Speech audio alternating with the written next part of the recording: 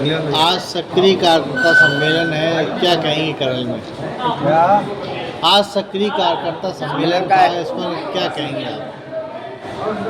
देखिए, कार्यकर्ताओं को, जो सक्रिय कार्यकर्ता हैं, यही भविष्य में नेता बनने वाले हैं।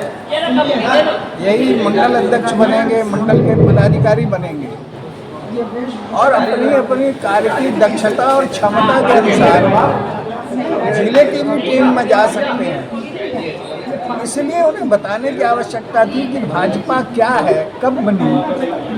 ये खाली चुनावी पार्टी नहीं है, ये किसी व्यक्ति के लिए काम नहीं करती है, ये इस देश को बनाने के लिए काम कर रही है। हमने, हमारे देश की जनता ने भारतीय जनता पार्टी को इतना बड़ा बहुमत दिया, तीसरी बार नरेंद्र मोदी इस देश के प्रधानमंत्री बने और आज उसका परिणाम है कि विश्व का सबसे बड़ा नेता अगर कोई है तो भारत के प्रधानमंत्री माननीय नरेंद्र मोदी हैं, जिनके पीछे अमेरिका भी चलता है, ब्रिटेन भी चलता है, रूस भी चलता है और सर्वमान्य देश में नेता है। और इसलिए अपनी संगठन शक्ति को और बढ़ाते हैं। जो समाज के लोग भारतीय जनता पार्टी से अभी भी दूर हैं, उन सबको भाजपा से जोड़ के हम आज इस देश की सबसे बड़ी राजनीतिक शक्ति बन चुके हैं। लेकिन हमें विश्व की सबसे बड़ी राजनीतिक शक्ति भी बनना है, विश्व का सबसे विकसित देश भी बनना है, सबसे शक्तिशाली देश भी बनना है। हमें विश्व गुरु के स्थान पर इस देश को पहुंचाना है, ये हमारा लक्ष्य है। उसी लक्ष्य के लिए हमारे कार्यकर्ता काम कर रहे हैं। वहीं विपक्ष वक्फ बोर्ड के बिल को लेकर हमलावर है, क्या कहेंगे? वक्फ बोर्ड से किस गरीब मुसलमान का, पिछड़े मुसलमान का लाभ हुआ, ये उन पार्टी के लोग बताने की कृपा करें। वक्फ बोर्ड इतने वर्षों से है, बड़े बड़े घोटाले हो रहे हैं उसमें, जो बड़े बड़े मौलवी हैं, मुल्ले हैं, बड़े बड़े नेता हैं, वक्फ बोर्ड की करोड़ों की संपत्तियां दबाए हुए हैं, उससे अपना व्यवसाय कर रहे हैं, रोजगार कर रहे हैं। लेकिन आदमी वक्फ करता है समाज के हित के लिए, लेकिन उससे मुस्लिम समाज का कहीं कोई हित नहीं दिखाई दे रहा है। अगर हित हुआ है तो मुस्लिम समाज बता दे, उनके नेता बता दे। झूठा प्रचार कर रहे हैं कि मस्जिदें कब्जे में ले लेंगे, कब्रिस्तान को ले लेंगे। ऐसा कुछ नहीं है, केवल उस जमीन का सही उपयोग हो, उस जमीन से लाभ जो प्राप्त होता है वो गरीब मुसलमानों के काम आए, अस्पताल बने, स्कूल बने। चैरिटी का कोई काम नहीं हो रहा है। सबसे ज़्यादा संपत्ति रेलवे के पास है, मिलिट्री के पास है, उसके बाद इनके पास है। इसलिए उसका दुरुपयोग हो रहा था।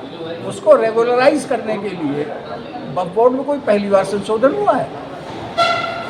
अरे भाई, आज़ाद भारत में 4 संशोधन वक्फ बोर्ड में हो चुके हैं। लेकिन अगर भारतीय जनता पार्टी ने अच्छे के लिए संशोधन किया है, इसलिए उन्हें खराब लग रहा है कि भारतीय जनता पार्टी ने क्यों किया। कांग्रेस ने 2013 में किया था संशोधन, उसके बाद 2 संशोधन कांग्रेस ने किए।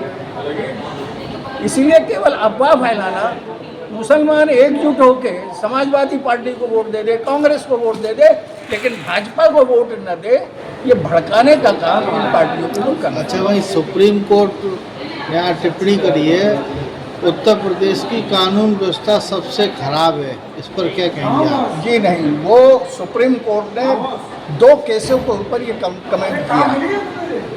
जो सिविल बात थे वो क्रिमिनल में दर्ज किए गए, ये अधिकारियों की गलती है। ये तो कमेंट खराब है सुप्रीम कोर्ट का। मैं नहीं समझता हूँ कि किस संदर्भ में अखबार में छपा हुआ आज नहीं, आज के अखबार में छपा है। लेकिन जब पूरी खबर पढ़ी तो वो 2 सिविल को क्रिमिनल में दर्ज करके पुलिस ने चार्जशीट लगाई है।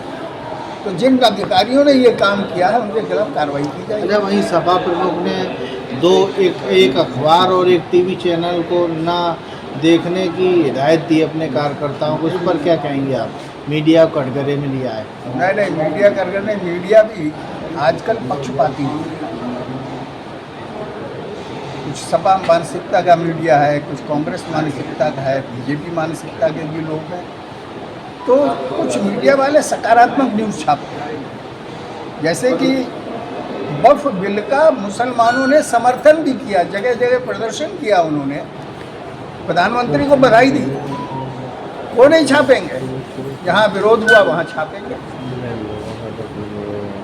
इसका मतलब मीडिया जो सकारात्मक कहीं कहीं जगह नहीं छाप रही है, इससे क्या संदेश जा रहा है?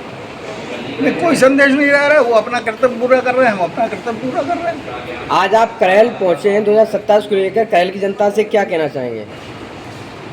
करहल की जनता से कहना चाहेंगे कि अगला चुनाव आए तो भारतीय जनता पार्टी ही जीते।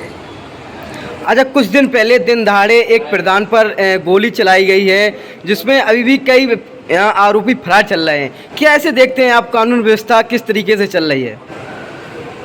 फरार कितने दिन रहेंगे? बड़े बड़े आरोपी अपराधी फरार रहते थे समाजवादी पार्टी की। वो अपने आप को बीजेपी का नेता बताते हैं। नहीं, बताते होंगे जी, लेकिन रिकॉर्ड में बीजेपी के नेता नहीं है।